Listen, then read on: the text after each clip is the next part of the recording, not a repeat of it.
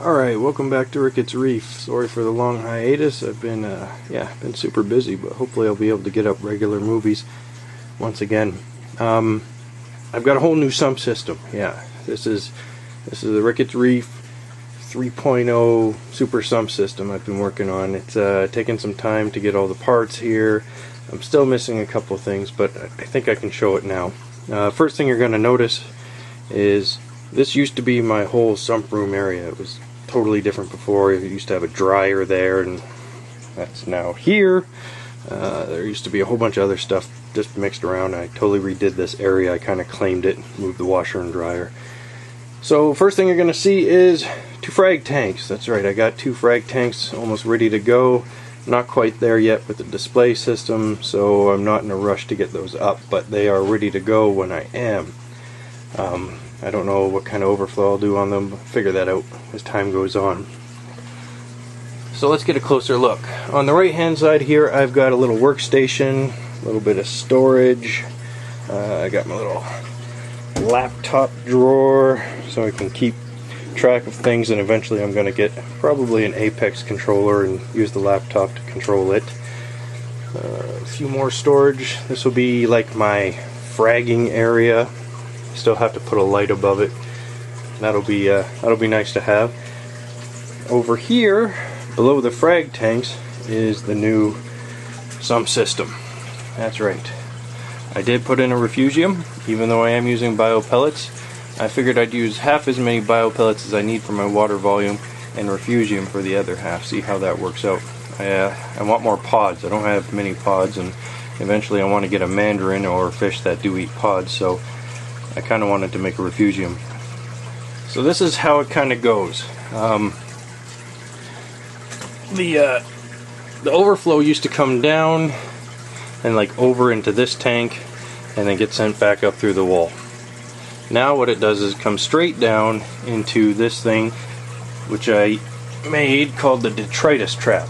If you saw my How to Make a Glass Aquarium, this is what it turned into. There's a whole bunch of baffles and interesting systems for the water to, or for this tank to trap detritus, so I don't really need a filter sock. I've also got my carbon hanging in there just because I'm using the reactors for bio pellets and phosphand. Eventually I will get another reactor just for the bio pellets, but that'll be later when I get enough money. So as you can see, the detritus gets trapped down here, and when I do my water changes, all I got to do is suck down that area and it cleans it up.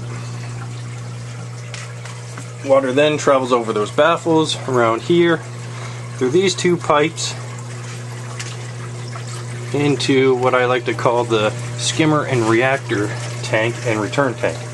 And here, of course, I've got my skimmer, I've got my bio pellets, I've got my phosphate remover. Let me just get up here. And right now I've got 2 return pumps. The big one goes to the display tank on the other side of the wall. This little one, this 500 gallon per hour, actually cycles over to the refugium.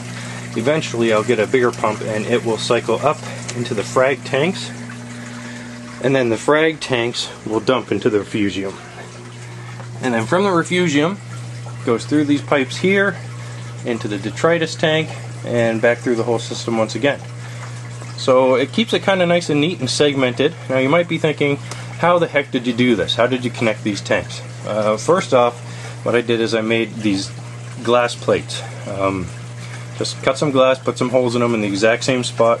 I made one there, one here, and one there. Then I siliconed them to the tank, waited a few days, let it dry nice and good, and then cut holes through the tank. That seemed to work really well. The reason why I did that is because I wanted to give the contact points extra strength, especially when I was using these uni-seals. You'll notice they're not bulkheads, they're uni-seals. So it's just this big thick rubber seal that you just shove the PVC right through. Works really well, and they're so much cheaper than bulkheads. Bulkheads are what, $8 each? A uni-seal is $1.50, and when you need this mini, it kind of works well.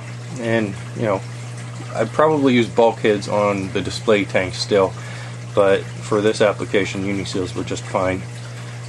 seems to work well. I've had no leaks. Got some cheap union valves there so I can actually take the tanks apart whenever I want. I've got a little cryptic fuse there. I've got some macroalgae, some Cheeto in there, and the hose from the pump, or eventually the Frag tanks, will be going down into there and kind of going through the algae, which is lit by this nice 6500K self-reflecting bulb in a waterproof fixture. Super cheap. That's like, a whole light there is like $5. So that's kind of my new sump system. I think it's pretty rad. Everything kind of works well.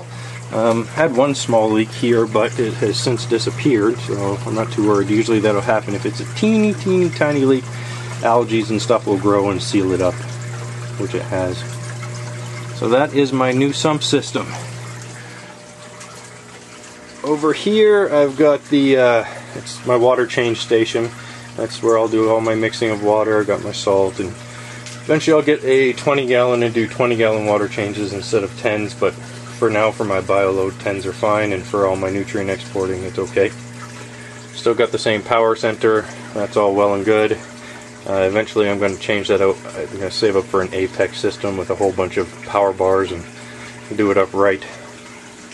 So that's that. It's a lot cleaner, it's a lot nicer, it's a lot more functionality, and I've got the opportunity to start making some really nice frags and selling them and so on and so forth.